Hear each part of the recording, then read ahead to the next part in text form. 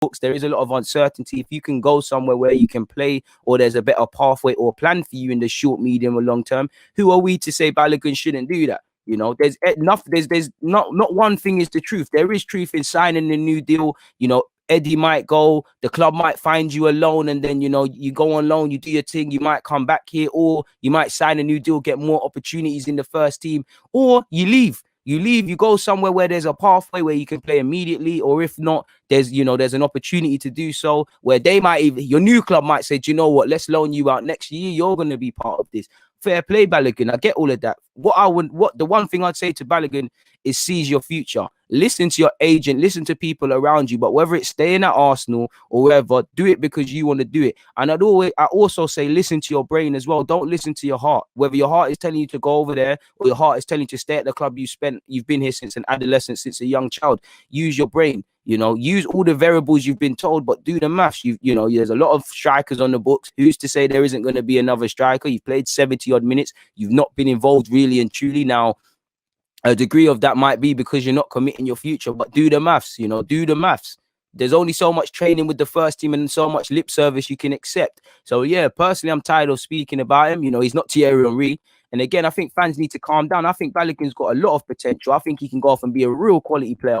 But there's no reason, you know, for every Balogun, there's duds. You know, I don't want him to be a dud. I want him to fly the flag high for Arsenal's Hale End Academy. But if he leaves, it is what it is. For me, I'm more annoyed that Arsenal aren't going to make no cash from this, people. Again, reactive sort of stuff. You know, if I'm Balogun, I'd probably keep it moving because I've seen my peers depart on loan in the summer. We've messed around with my contract. We shouldn't even get to this point over him, people, realistically. So I understand if he keeps it moving because much like everything connected with this club is very reactive. Extremely reactive. But apparently the race to sign Arsenal striker Balogun is now down to 3 serious contenders, all of whom hope to secure the 19-year-old on a pre-contract agreement this month. Maybe, you know, his advisors are actually leveraging their interest in these offers on the table to get a better deal with Arsenal and get more clarity, people. Apparently as we know, he's turned down offers so far. We've heard there's 15 clubs, but again, it's all about what they're giving him.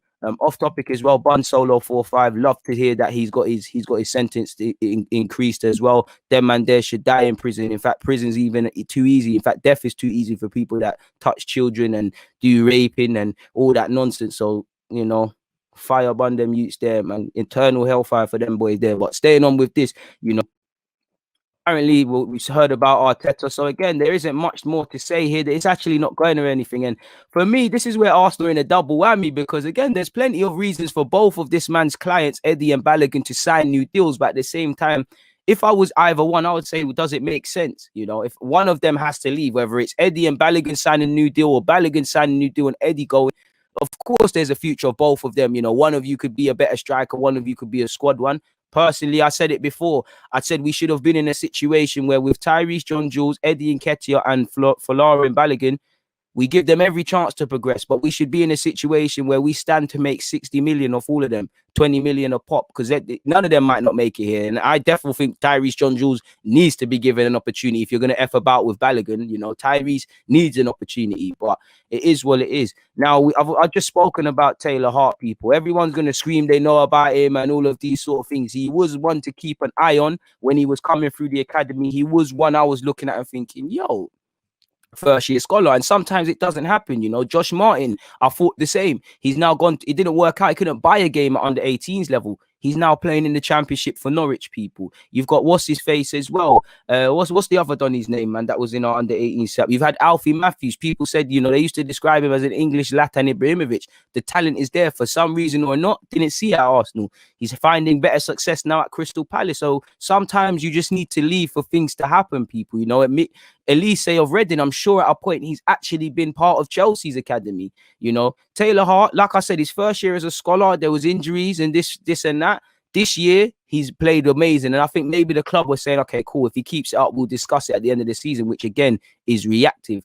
And again, when you've seen Haas Farm may leave, I genuinely feel we've left contracts on the table. Like the priority was securing the futures of Saka and Aubameyang, and especially with these young players, we've just let it slip. And there's been how many times we've been in the balance in these regards, people. So it is what it is. Players are always going to leave. Players always want to keep it moving. You know, Jamal Musiala. You know how much money has Chelsea going to make a lot of money out of their academy, anyways. But how much money would they have made if he stayed? It happens. But for me, we're very reactive. If Balogun was going to leave and we knew we wouldn't get into this situation, let man go in the summer. You could have sold man. You could have got a sell-on clause. You know, if he makes it and he becomes a player, we have to hold our hands up and say, why did we allow him to slip through the net? If not, we've got a player for the future. So in relation to Balogun, it is what it is. Moving away,